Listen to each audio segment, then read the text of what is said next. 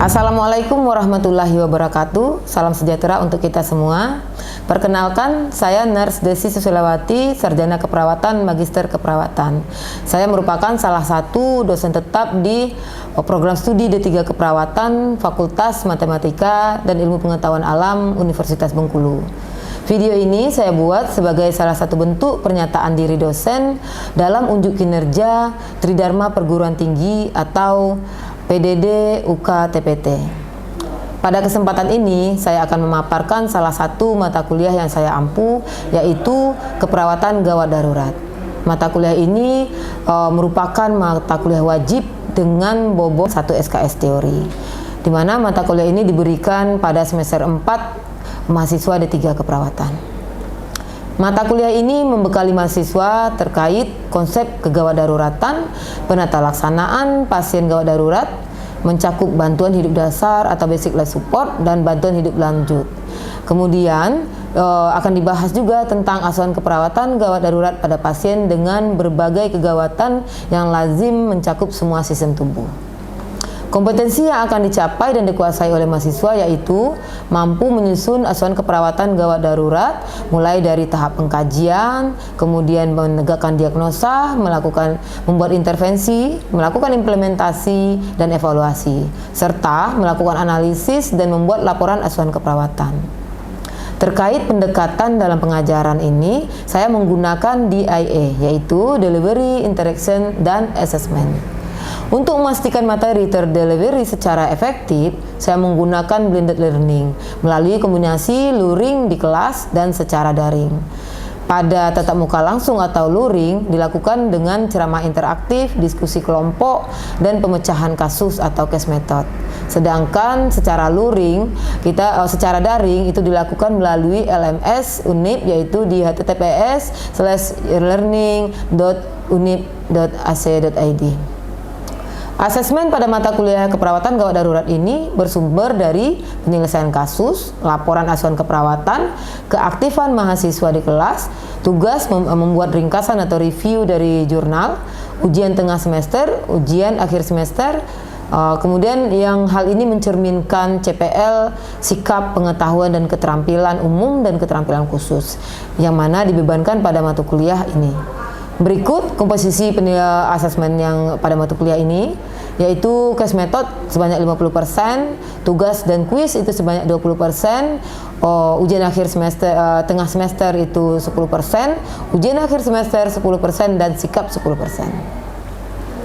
Kemudian terdapat 5 CPL pada mata kuliah ini, yaitu yang pertama, mampu menunjukkan sikap bertakwa kepada Tuhan Yang Maha Esa dan bangga sebagai bangsa Indonesia yang menjunjung tinggi nilai kemanusiaan, etika, hukum, moral, dan budaya dalam memberikan asuhan keperawatan. Yang kedua, mampu memahami ilmu keperawatan untuk melakukan asuhan keperawatan secara profesional dengan menggunakan pendekatan proses keperawatan. Yang ketiga, mampu melakukan komunikasi terapeutik dan menguasai keterampilan dasar keperawatan untuk melakukan asuhan keperawatan kepada klien melalui kerja tim. Mampu memberikan asuhan keperawatan individu, keluarga, kelompok, dan masyarakat dengan mengutamakan keselamatan klien dan keluarga. Dan yang terakhir atau yang kelima, mampu meningkatkan keahlian dalam bidang keperawatan melalui pembelajaran sepanjang hayat. Untuk CPMK terdapat 3 pada mata kuliah ini. Yang pertama yaitu mampu memahami konsep keperawatan gawat darurat. CPMK yang kedua mampu memahami konsep dan prinsip pelaksanaan bantuan hidup dasar atau BHD. Dan CPMK yang ketiga mampu memahami konsep asuhan keperawatan gawat darurat. Untuk media pembelajaran pada mata kuliah ini itu meliputi modul atau RPS yang dapat diunduh dari LMS Unip. Kemudian ada PowerPoint ya, kemudian studi kasus dan artikel ilmiah serta melalui video pembelajaran. Baik, berikut kita simak cuplikan video pembelajaran mata kuliah keperawatan gawat darurat, di mana di sini saya mengambil pada pertemuan yang ke-9 yaitu asuhan keperawatan gawat darurat pada pasien perdarahan dan shock. Selamat menyaksikan. Baik ya, senang sekali saya bisa hadir kembali di kelas pada hari ini untuk melanjutkan materi kita terkait dengan asuhan keperawatan perdarahan dan shock sesuai dengan kontrak kita sebelumnya. Baik, sebelum memulai kegiatan, marilah kita berdoa sesuai dengan agama dan kepercayaannya masing-masing. Berdoa mulai. Berdoa selesai. Baik ya, untuk absensi hari ini apakah sudah mengisi semua presensinya? Sudah. Nanti Bunda cek lagi ya. Semua hadir ini ya, cek ya. Oke. Baik, untuk semangat kita, Bunda akan menyampaikan salam semangat. Semangat pagi. Pagi, pagi, pagi, luar biasa tetap semangat. Sekali lagi, semangat pagi. Pagi, pagi, pagi, luar biasa tetap semangat. Sudah konsentrasi semua ya? Alhamdulillah, berarti kita bisa memulai kegiatan kita pada pagi hari ini. Jadi kita akan mempelajari atau membahas tentang asuhan keperawatan gawat darurat pada perdarahan dan shock. Ini nanti kita mempunyai capaian mata kuliah ya. Ini capaian kuliah 3, yaitu bahwa mahasiswa mampu memahami konsep asuhan keperawatan gawat darurat. Nah, kalau untuk subnya atau untuk tujuan yang hari ini, untuk mata kuliah yang hari ini kita diminta untuk mampu memahami dan menyusun asuhan keperawatan gawat darurat pada pasien dengan perdarahan dan shock. Nah, sebelum kita sampai ke materinya, kita akan menyaksikan satu buah video ya. Perhatikan ya apa yang terjadi pada anggota yang di bawah itu. Perhatikan apa yang dikerjakan sama anggota lainnya yang menolong. Oke, dari video tadi ada yang bisa menyampaikan pendapatnya? Izin ya, Bu, silakan. Menurut tanggapan Tiara dari video tersebut terjadi perdarahan hebat di daerah punggung, darahnya mengalir begitu deras. Baik, terima kasih. Benar sekali ya Tiara bahwa tadi terjadi perdarahan yang hebat pada daerah punggung yang mengalir dengan deras. Nah itu kejadian yang bisa kita lihat dari video tersebut. Jadi dia mengalami suatu perdarahan. Kemudian ada tanggapan lain dari teman-teman yang lain? Izin Bu, ya, izin silakan. menanggapi dari video tersebut. Menurut Febrian, rekan penolong itu tidak melakukan pembalutan dan tidak menggunakan sarung tangan Bu, yang dimana tidak sesuai prosedur Bu atau SOP Bu. Oke, aplaus dulu untuk Febrian. Benar ya, tadi kalau pembalutan sebenarnya balutannya itu sudah ada, cuma balutan jenis khusus, cuma dia tidak melakukan dengan cara yang SOP yang kita harapkan secara sempurna. Tadi masih ada yang tidak memakai sarung tangan dan dia melakukannya agak lambat tadi ya, mungkin menunggu alatnya dulu. Jadi itu yang dapat kita lihat dari cuplikan video tadi. Nah, untuk di awal kita tentunya akan membicarakan tentang apa itu perdarahan ya. Di sini ada yang pernah mengalami hal yang menimbulkan darah atau perdarahan, silakan. Ada Bu. Silakan. Saya pernah mengalami perdarahan di lutut dan juga di tangan akibat kecelakaan bermotor. Oh, jadi itu berupa apa? Oh. Berupa lecet karena aspal, jadi darahnya itu ngalir Bu. Oh, mengalir keluar ya. Oke, benar sekali ya. Yang disebutkan Amanda tadi pengalaman yang tentang perdarahan itu. Dia mengalami kecelakaan, dia terjadi luka dan keluar darah dari lututnya. Nah, jadi dari itu bisa kita lihat bahwa definisi perdarahan apa itu berarti? Adanya apa tuh? Keluar darah. Keluar darah. Nah, kalau darah keluar pastinya dari pembuluh darah. Nah, ini mana Pak?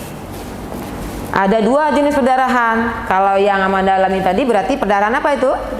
Perdarahan luar ya, karena darahnya nampak dari luar. Dan ada satu lagi adalah perdarahan dalam. Nanti bisa kita lihat perbedaannya apa. Nah, ngalir dia ya, cur gitu. Nah, kemudian ini ada yang perdarahan vena. Perdarahan vena itu apa? Perdarahan dia yang mengalir lambat warna gelap. Ternyata tahu, mahasiswa udah belajar ya bahwa vena itu membawa darah dari mana? Di tubuh ke jantung. Dia mengandung apa itu? Kebalikannya apa? CO2 atau karbon dioksida. Makanya dia berwarna gelap karena dia melawan gravitasi dari bawah ya ke arah jantung, melawan pompaan. Jadi dia akan lambat. Nah, contohnya ya ngalirnya seperti itu ya. Nah, ngalirnya lambat. warnanya gelap. Kemudian ada satu lagi perdarahan luar itu perdarahan kapiler. Seperti kita tahu kapiler berarti dari pembuluh rambut yang kecil-kecil. Jadi kalau dia mengalami kerusakan, dia akan kecil juga yang keluar dari tempat kecil ya, hasilnya kecil ya, hanya netes saja. Nah, tadi pendarahan dalam luar, sekarang kita masuk ke perdarahan dari dalam.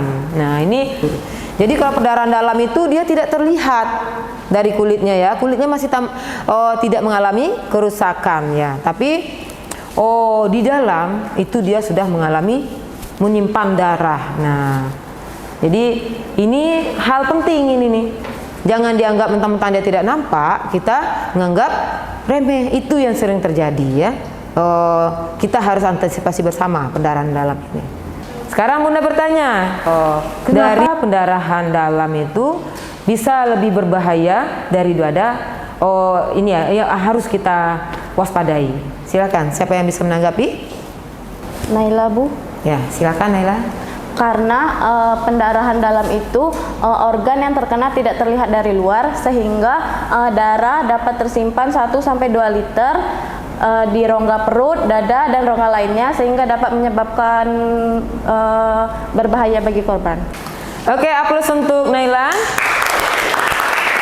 Benar ya, jadi kalau kenapa kita perlu mewaspadai, karena perdarahan dalam tuh dia dari luar tidak dramatis ya, tidak nampak, dia ada rongga-rongga tertentu yang bisa menyimpan darah seperti Bunda bilang di awal tadi, sehingga kalau ada kerusakan di organ atau pembuluh darah, dia akan keluar darahnya dan nampak dari luar tapi disimpan. Begitu juga kalau ada perdarahan di panggul, di organ dalam, di daerah panggul itu kalau ada darah mengalir, dia akan tetap diam di sana tapi melebar panggulnya, darah banyak disimpan. Nah, kita seperti kita ketahui kalau darah udah keluar kan di dalam tubuh beredar sedikit, maka akan berbahaya bagi korban atau pasien, gitu ya. Nah, ini yang perlu diperhatikan lagi, yaitu klasifikasi perdarahan ya, berdasarkan tanda klinisnya. Jadi ini perdarahan ini ada 4 kelas. Nah, nanti ini hubungannya dengan shock, karena kita adalah perdarahan dan shock ya. Pada saat dia sudah mengalami ke arah serius kelasnya, dia akan terjadi shock. Shocknya nanti namanya ada ya, shock perdarahan. Nah, ini kalau dia masih kelas 1 itu apa tuh? Kita indikatornya ada ya, jumlah kehilangan darahnya, dalam persentase, kemudian indikator dari denyut nadi, tekanan darah, tekanan nadi, frekuensi pernapasan, produksi urin, status mental, dan kita akan juga membahas tentang sedikit ada itu ya pedomannya langsung cairan yang dibawanya. Jadi indikator dari kehilangan darah ya. Kalau dari kehilangan darah dalam bentuk persentase, kalau dia kita bilang kelas 1 itu biasanya persentasenya sampai 15%. Kalau dia kelas 2 itu 15 sampai 30%. Kalau dia kelas 3 itu 30 sampai 40, dan kelas 4 itu lebih dari 40. Kemudian kalau dari indikator denyut nadinya itu kalau dia masih kelas 1 masih kurang dari 100. Kalau kelas 2 itu dia adalah lebih dari 100. Tapi kalau kelas 3 100 sampai 120, dan kelas 4 lebih dari 120. Yang penting apalagi tekanan darah. Kalau dia kelas 1 dan 2 itu masih normal. Kalau kelas 3 dan 4 dia itu sudah mulai menurun. Nah, kemudian kalau dari kelasnya itu kita bisa menentukan cairan yang kita berikan jenisnya. Yang jelas kalau rumusnya dipakai ya, bahwa 1 mili kehilangan cairan diganti dengan 3 mili. Jadi kalau kita hilang 100 cc, kita ganti 300 cc cairan. Nah, kemudian cairannya apa aja? Kalau kelas 1 itu adalah kristaloid, kelas 1 dan 2. Kristaloid itu seperti RL, NaCl ya. Nah, kemudian kalau kelas 3 itu kita berikan yang berupa dia ada kristaloid tapi ditambah dengan darah ya, kelas 3 dan 4. Jadi itu kita memberikan itu tergantung dengan kelasnya. Nah, sekarang pertanyaannya bagaimana kita menentukan kelas tersebut? Ya, kita kita lihat aja. Denyut nadinya 110. Kemudian dia napasnya 24. Kemudian dia cemas ya, agak cemas. Nah, berarti kita berada di mana dia tuh? Kita lihat. Kelas 2. Dari mana kita tahu? Oh ya, nadi lebih dari 100, kurang dari 120. Kemudian nafasnya lebih dari 20, tadi 24 ya, kurang dari 30. Kemudian kehilangan darah bisa kita lihat, kalau di kelas 2 kehilangan darahnya kemungkinan berapa? 750 sampai 700 dan persentasenya adalah 15 sampai 30%. Oke ya. Setelah kita tadi bicara tentang perdarahan, ini ada rangkaiannya. Rangkaiannya apa? Yaitu shock. Nah, shock yang terkait dengan perdarahan adalah shock hemoragik ya. Dinamakan dengan shock hemoragik. Nah, dia merupakan ini ya, patofisiologi dinamik yang terjadi di mana itu aliran darah tidak mencukupi ke seluruh tubuh. Tapi penyebab di aliran darahnya itu adalah kehilangan cairan yang aktif karena terjadinya suatu perdarahan. Jadi tadi dari keadaan perdarahan tadi yang tidak teratasi atau perdarahan yang hebat di kelas 3 dan 4 terutama itu sudah kita sebut dengan mengarah ke shock. Shocknya jenisnya apa? Shock hemoragik atau shock akibat perdarahan. Nah, tadi kan kita bicara tentang konsep dasar ya, konsep dasar penyakit atau konsep dasar medisnya.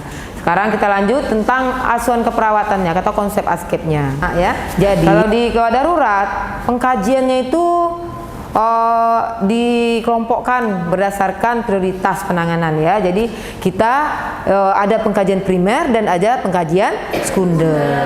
Kalau belum selesai pengkajian primer kita belum lanjut ke sekunder karena pada saat di primer itu kita langsung melakukan tindakan. Nah, jadi seperti itu kita prioritaskan dari airway, breathing, circulation, disability dan exposure. Itu dicek satu persatu. Kalau udah baru kita lanjut ke yang sekunder.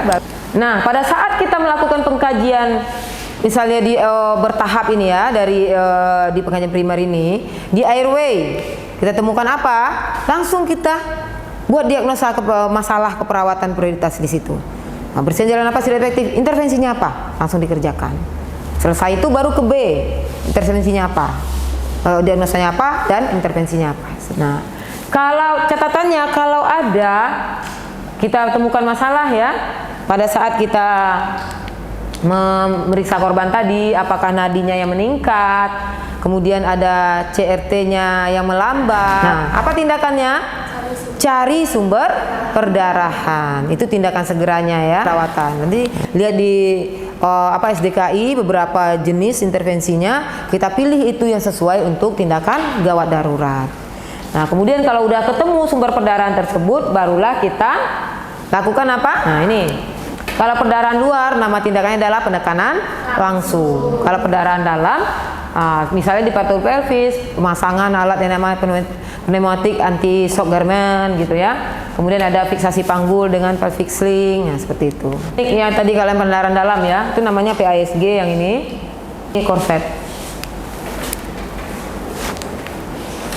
Jangan lupa posisi. Kalau di perdarahan itu posisinya adalah posisi shock lebih tinggi ya 30 derajat.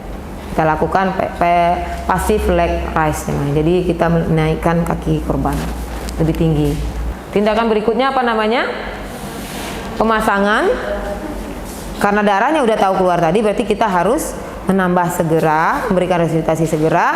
Jadi akses vena harus kita cepat diberikan dengan nomor yang besar, nomor 16K, nomor 14K ya IV-nya ya.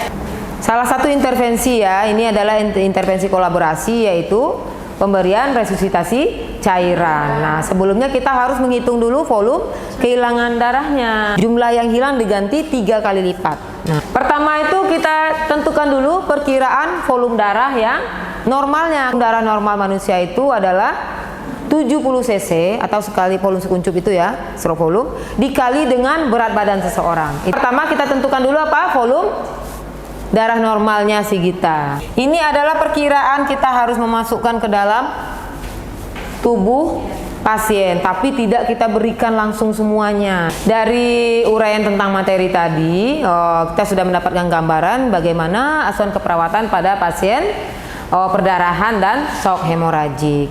Nah, untuk lebih memahami dan lebih bisa melatih berpikir kritis mahasiswa, dan karena mahasiswa nanti akan menghadapi sendiri pasien gawat darurat di lapangan ya, di rumah sakit dan di prehospital, maka kita melakukan diskusi pemecahan suatu kasus yang terkait dengan keperawatan gawat darurat pada shock dan perdarahan.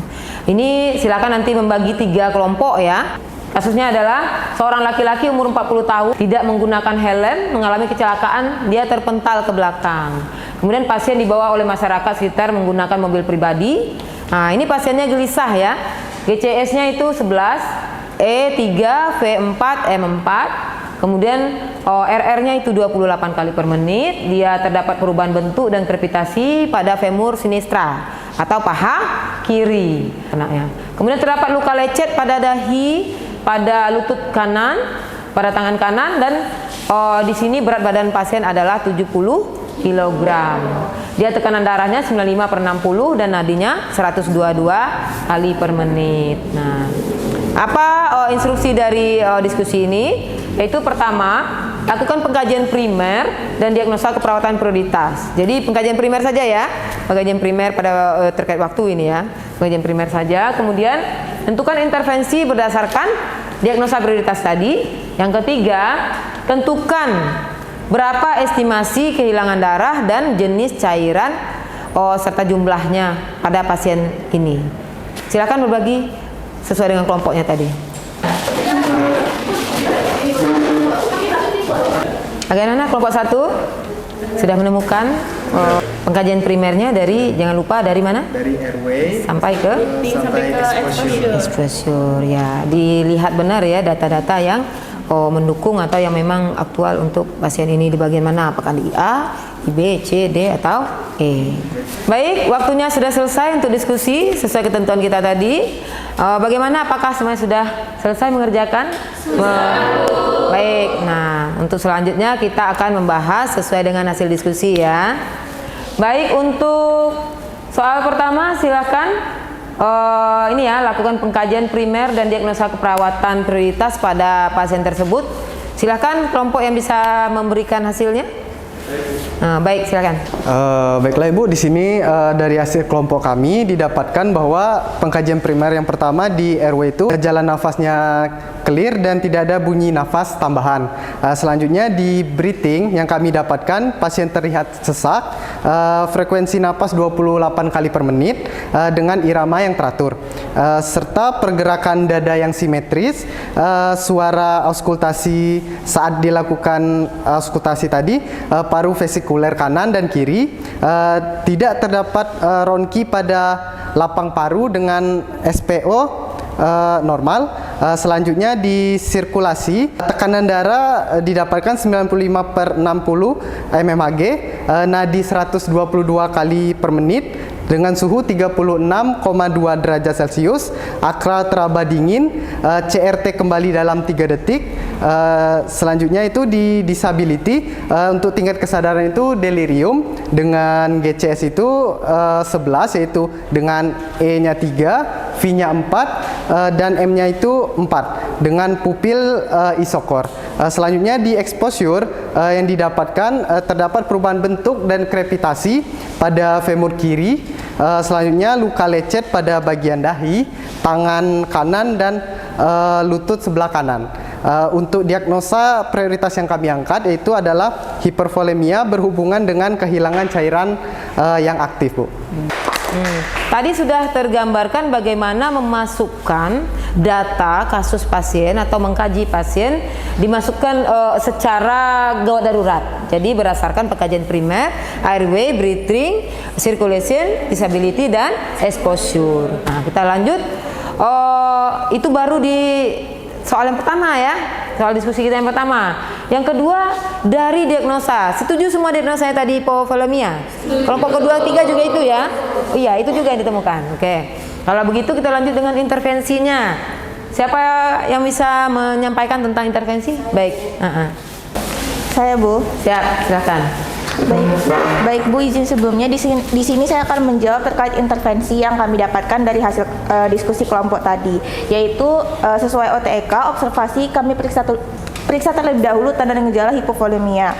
seperti nadi, tekanan darah, dan tuberkulit tadi yang sudah disampaikan oleh kelompok 1. Yang kedua, menghitung intake dan output, dan untuk tindakan terapeutiknya hitung kebutuhan cairan, posisi modified Trendelenburg, dan edukasi jika kondisi pasien memungkinkan, yaitu untuk menganjurkan asupan cairan oral, dan yang terakhir paling penting yaitu kolaborasi pemberian kristaloid dan juga cairan transfusi darah. Nah, intervensi karena kita sudah sepakat diagnosa utamanya adalah hipovolemia ya. Kemudian kita lihat di intervensi berdasarkan SDKI. Tadi untuk kolaborasi apakah ada tanggapan dari yang lain? Apakah tindakan kolaborasi tadi sudah fix seperti itu atau ada detailnya? Siapa yang bisa memberi tanggapan? Saya, Bu. Siap, silakan. Baik, ini adalah hasil dari perhitungan kami. Yang pertama rumusnya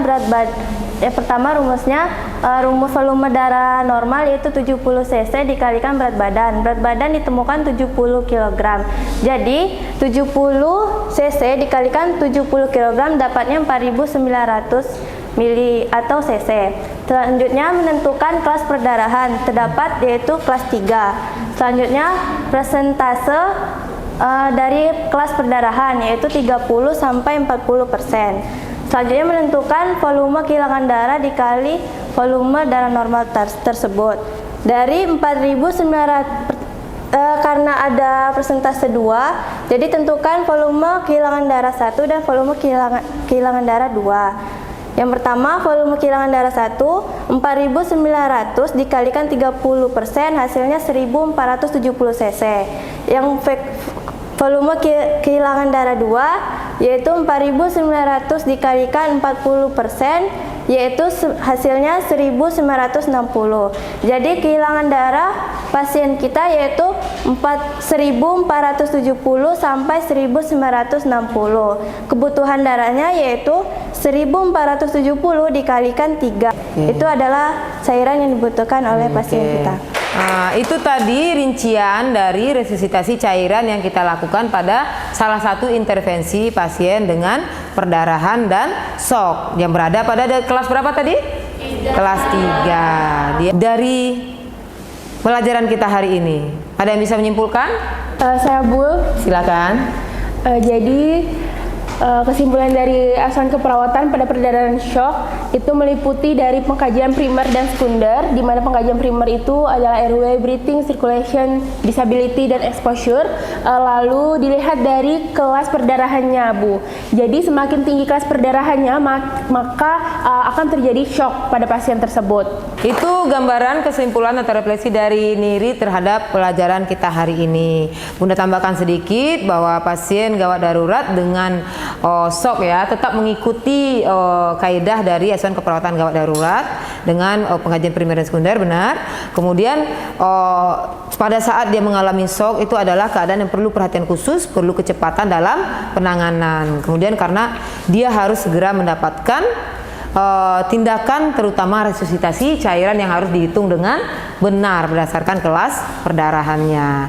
Untuk selanjutnya nanti Bunda berikan tugas kepada mahasiswa untuk mencari artikel terkait dengan terapi cairan bagi pasien perdarahan dan shock yang terbaru ya. Baik, demikianlah materi kita pada hari ini terkait dengan asuhan keperawatan gawat darurat pada pasien dengan perdarahan dan shock, khususnya shock hemoragik. Untuk menutup kegiatan kita, materi kita, Bunda punya satu quote ya, yaitu memberi pertolongan secepat mungkin memang target kita ya, namun lebih maksimal jika kita kerjakan sesuai dengan rules-nya.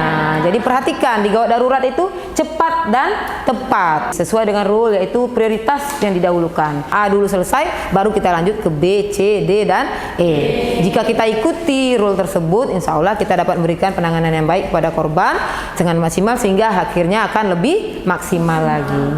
Demikian untuk menjadi perhatian dan bisa bermanfaat bagi kita semua. Assalamualaikum warahmatullahi wabarakatuh. Waalaikumsalam warahmatullahi wabarakatuh. Terima kasih, Bu. Sama-sama.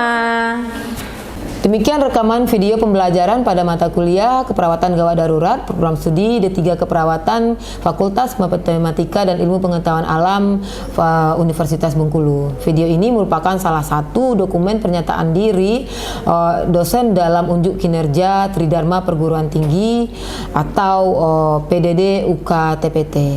Semoga menjadi pertimbangan baik dalam proses pengajuan sertifikasi dosen gelombang 1 tahun 2025. Terima kasih. Wassalamualaikum warahmatullahi wabarakatuh.